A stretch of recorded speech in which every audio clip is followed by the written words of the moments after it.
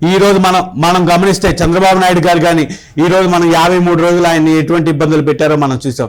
కనీసం ఆయనకి ఫ్యాన్ కూడా వేయకుండా ఎంత దారుణంగా 53 రోజులు ఎటువంటి కేసు లేని విషయంలో ఆయన అవినీతి చేయలేదని తెలిసి ఆధారాలే లేని కేసులో 53 రోజులు ఆయన్ని జైల్లో పెడితే మనం ఎంతో చింతించాం.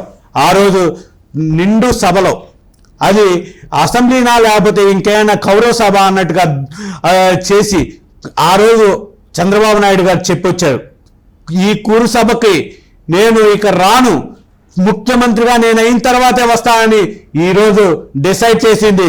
తెలుగుదేశం పార్టీ 133 సీట్లు, జనసేన పార్టీ 19 సీట్లతోటి ఈరోజు 157 స్థానాల్లోకి ఇప్పటికే గెలిచిందంటే ఖచ్చితంగా మీరు డిసైడ్ అయిపోయింది.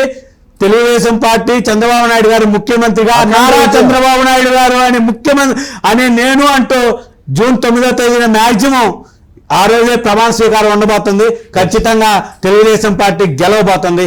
ఈ రోజు మనం గమనిస్తే చంద్రబాబు నాయుడు గారు కానీ ఈ రోజు మనం 53 రోజులు ఆయన్ని ఎటువంటి ఇబ్బందులు పెట్టారో మనం చూసాం.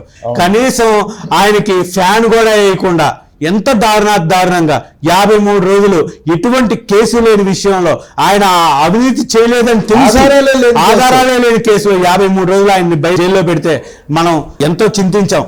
ఆ రోజు నిండు సభలో అది అసెంబ్లీనా లేకపోతే ఇంకేమైనా కౌరవ సభ అన్నట్టుగా చేసి ఆ రోజు చంద్రబాబు నాయుడు గారు చెప్పొచ్చారు, ఈ కురు సభకి నేను ఇక రాను, ముఖ్యమంత్రిగా నేను అయిన తర్వాతే వస్తానని ఈరోజు డిసైడ్ చేసింది.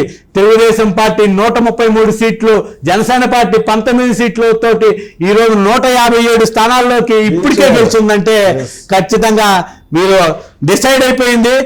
తెలుగుదేశం పార్టీ చంద్రబాబు నాయుడు గారు ముఖ్యమంత్రిగా, నారా చంద్రబాబు నాయుడు గారు అని ముఖ్యమంత్రి అని నేను అంటూ జూన్ 9వ తేదీన మ్యాక్సిమం ఆ రోజే ప్రమాణ స్వీకారం ఉండబోతుంది. ఖచ్చితంగా తెలుగుదేశం పార్టీ గెలవబోతుంది.